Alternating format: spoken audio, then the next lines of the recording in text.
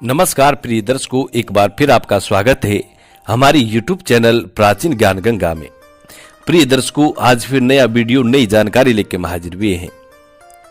दर्शकों, आज हम आपको बताने जा रहे हैं कि औरत की ऐसी कौन सी खास और महत्वपूर्ण चीज होती है जिसको औरत अपने जीवन में कभी भी खोना नहीं चाहती है।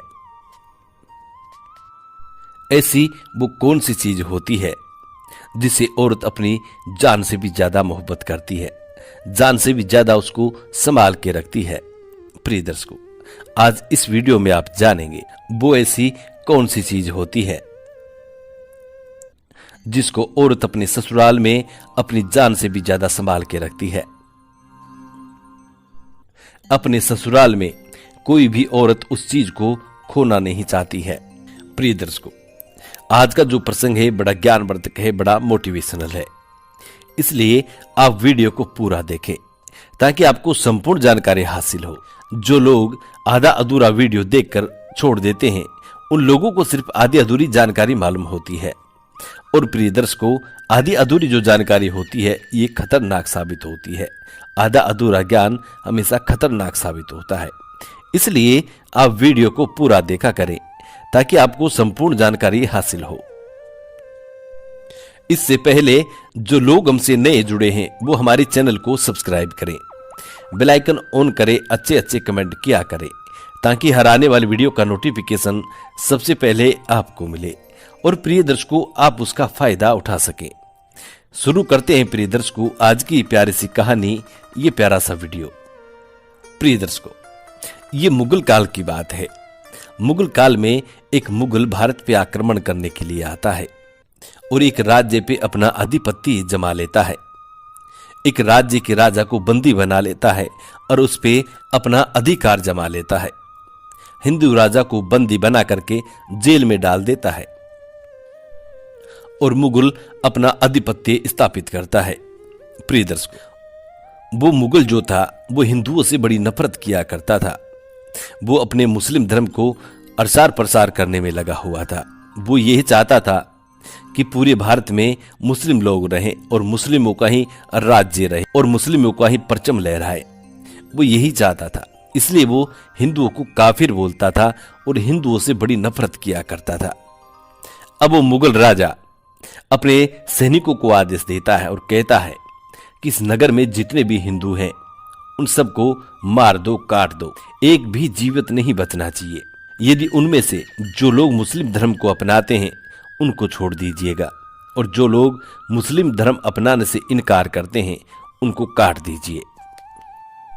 प्रिय दर्शकों, इसी तरीके से वो मुगल राजा अपने सैनिकों को आदेश देता है। उस मुगल राजा के आदेश को पाने के बाद उसके सैनिक अत्याचार करने लगते हैं, प्रजा को मारने लगते हैं, हिंदुओं को मारने लगते हैं। तो प्रिय दर्शकों, हिंदुओं की सुंदर सुंदर महिलाओं को देखकर, सुंदर सुंदर लड़कियों को देखकर वो मुगल राजा का मन ललचाने लगता है और वो मुगल राजा अपने सैनिकों को बुला करके फिर से आदेश देता है और वो मुगल राजा कहता है कि सिर्फ मर्दों को मारना है, औरतों को नहीं।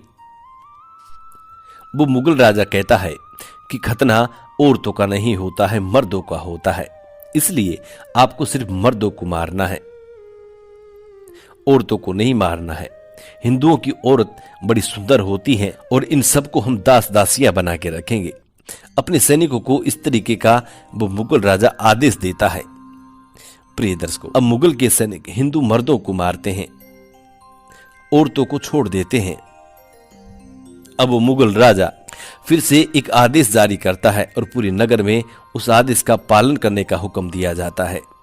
वो राजा आदेश ये करवाता है कि जितने भी हिंदू औरतें हैं उनमें से जो भी मुस्लिम धर्म को अपनाना चाहती हैं वो हमारे इस राज्य में रुक जाए और जो औरतें हिंदू धर्म को छोड़ना नहीं चाहती, मुस्लिम धर्म को अपनाना नहीं चाहती हैं, ऐसी औरतें आज की रात इस नगर को छोड़कर कहीं दूर चली जाए। और ध्यान रहे, जरूरत का सामान अपने घर से ले जाते वक्त सिर्फ एक पोटली ही ले जा सकती हैं। यदि कोई औरत एक पोटली से ज्यादा पोटली ले जाती पकड़ी गई तो उसको फांसी की सजा हो जाएगी। इस तरीके का वो मुगल राजा आदेश करता है। प्रिय दर्शकों, वो मुगल राजा सभी मर्दों के पीछे तो पड़ा हुआ था, इस बात का सभी औरतों को यह अच्छी तरह मालूम था। और राजा ने दूसरा आदेश किया है कि जितनी भी हिंदू औरतें हैं जो मुस्लिम धर्म को अपनाती हैं वो इस राज्य में रुक सकती हैं, और जो औरतें मुस्लिम धर्म को अपनाने से इनकार करती हैं वो औरतें इस राज्य को आज के रात छोड़कर जा सकती हैं, और साथ में सिर्फ एक पोटली ले जा सकती हैं। एक पोटली से दूसरी पोटली नहीं ले जा सकती। अब एक पोटली में आप कितना भी सामान ले जा सकती हैं जितना आपसे चल सके। प्रिय दर्शकों, अब जैसी संध्या काल का समय होता है तो जितने भी हिंदू औरतें थीं अपनी अपनी एक एक पोटली बांधकर और उस नगर को छोड़कर रवाना होने लगती हैं। प्रिय दर्शकों, अब किसी औरत के पास में तो इतनी पोटली थी कि उस पोटली के वजन से उनको चला भी नहीं जा रहा था। किसी औरत के पास में इतनी तगड़ी पोटली थी कि वो घसीट के लेके जा रही थी।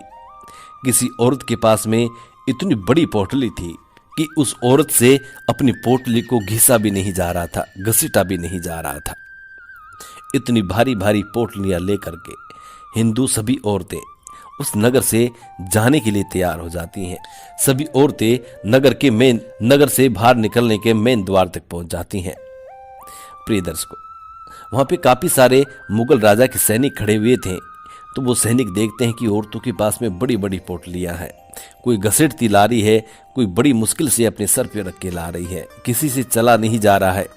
इस तरह की बड़ी बड़ी पोटलियां लेकर के आ रही हैं। तब वो मुगल सैनिक अपने राजा के पास जाता है और अपने राजा को ये सारी घटना सुनाता है। प्रिय दर्शकों, तब वो मुगल राजा उस मेन द्वार पे आता है और आकर के वो सभी औरतों को देखता है। औरतों का नजरिया देख करके वो मुगल राजा भी चिंतित होता है, चकित हो जाता है कि ऐसा क्या मसला है। इन लोगों के पास इतनी हता संपत्ति है, ये तो मुझे अब पता चला है। इनके पास में कितनी सारी संपत्ति है, इतनी बड़ी बड़ी पोटलियां लेके जा रही हैं जो इनसे चला भी नहीं जा रहा है। कई औरतें घसीटती हुई लेके जा रही हैं, इतनी अथा संपत्ति है।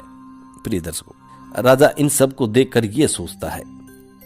राजा इस तरह की बातें सोचने लगता है। तभी राजा के मन में एक ख्याल आता है। राजा सोचने लगता है कि क्यों न मैं एक पोटली को खोल के देखूं कि वास्तविकता में इसके अंदर है क्या। तब वो मुगल राजा एक औरत को रोकता है और उसकी पोटली खोल करके देखता है। तब वो मुगल राजा पोटली खोलता है तो वो देखता है कि उसके अंदर उस औरत का पति बंधा हुआ था। उस औरत का पति उस पोटली के अंदर था।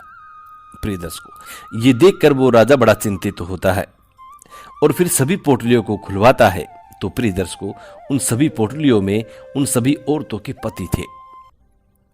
राजा इस घटना को देखकर, मुगल बादशाह इस घटना को देखकर बड़ा सोच में पड़ता है और वो मुगल बादशाह उन सभी औरतों से कहता है कि हमने तुमको ये आदेश दिया था कि आप अपनी जरूरत का सामान ले जा सकती हैं। हीरा मोती सोना चांदी जो भी हो आपके पास वो आप ले जा सकती हैं, लेकिन आप हमारे साथ धोखा कर रही हैं। अपनी जरूरत का सामान छोड़कर अपने पतियों को पोटलियों में बांध बांध के लेके जा रही हो। प्रिय दर्शकों, यही कहकर वो मुगल राजा बड़ा क्रोधित होता है और कहता है कि अब मैं आप सबको फांसी पे लटका दूंगा, किसी एक को भी जीवित नहीं छोड़ूंगा। प्रिय दर्शकों, उन औरतों में एक बुजुर्ग महिला भी थी। अब वो बुजुर्ग महिला उस मुगल बादशाह के सामने आती है और उससे कहती है कि मुगल, तू क्या जानेगा, तू कभी नहीं समझ सकता कि ये औरतें अपने पतियों को पोटली में बांध के क्यों ले जा रही थी। तुझे भान भी नहीं है और तुझे ज्ञान भी नहीं है। वो बूढ़ी माँ उस मुगल राजा से कहती है, उस मुगल बादशाह से कहती है कि मुगल बादशाह, मेरी बात को गौर से सुनो। हिंदू औरतों के लिए उनकी सबसे महंगी और सबसे अनमोल जो चीज होती है उनका पति होता है। एक शादीशुदा औरत अपने जीवन में वो सब कुछ खो सकती है, लेकिन अपने पति को खोना कभी नहीं चाहेगी। अरे मुगल, हमारे हिंदू धर्म में तो पति को परमेश्वर माना जाता है, श्री नारायण का रूप माना जाता है, अपना स्वामी माना जाता है। इसलिए कोई भी औरत अपने पति को खोना नहीं चाहेगी। इसलिए ये सभी औरतें अपने अपने पतियों की प्राण बचाने के लिए पोटली में बांध के लेके जा रही हैं। प्रिय दर्शकों, उस बूढ़ी माँ की इतनी बात को सुनकर वो मुगल राजा का गुस्सा शांत हो जाता है। वो मुगल बादशाह उस बूढ़ी माँ के चरणों में बैठता है और हाथ जोड़ करके बूढ़ी माँ से कहता है कि मैया, आपने मेरी आंखें ही खोल दी। मैं मान गया कि तुम्हारा हिंदू धर्म बिल्कुल सत्य है, तुम्हारा सनातन धर्म बिल्कुल सत्य कह रहा है। अरे हमारे धर्म में तो ऐसा है ही नहीं। हमको खुद को पता नहीं होता कि हमारी बीवी कहाँ है और हमारी बीवियों को हमारा पता नहीं होता कि हम कहाँ हैं। हमारी बीवियों के लिए हम कल मरे तो भाल मर जाए, उनको कोई फर्क नहीं पड़ता है। लेकिन तुम्हारे हिंदू धर्म के अंदर हर औरत अपने पति को परमेश्वर मान के चलती है, अपने पति के प्राण बचाने के लिए खुद के प्राणों को दांव पे लगा देती हैं। अब वो मुगल बादशाह उस माँ के चरणों में पड़ जाता है और उस माँ से कहता है कि बूढ़ी माँ, हमें भी कोई ऐसा मार्ग बताइए, हमें भी कोई ऐसा रास्ता बताइए जिससे हमारी पत्नियां भी हमसे उतना ही मोहब्बत करें, उतना ही प्यार करें, हमारे लिए अपनी जी जान लगा दे। प्रिय दर्शकों, तब वो बूढ़ी माँ उस मुगल बादशाह से कहती है कि बादशाह, आज के बाद ये दुराचार वाला काम बंद करो, जितना हो सके दान पुण्य का काम करो, तुम्हारी पत्नी जरूर तुम्हारी बात मानने लगेगी। प्रिय दर्शकों, उसके बाद वो मुगल राजा भारत छोड़ करके अपने देश को चले जाता है। प्रिय दर्शकों, ये कहानी यहाँ समाप्त होती है। हम उम्मीद करते हैं प्रिय दर्शकों कि आपको आपके प्रश्नों के उत्तर मिल गए होंगे कि औरत की सबसे खास और सबसे महत्वपूर्ण चीज क्या होती है, जिसको एक शादीशुदा औरत कभी भी खोना नहीं चाहती है। जी नमस्कार, धन्यवाद।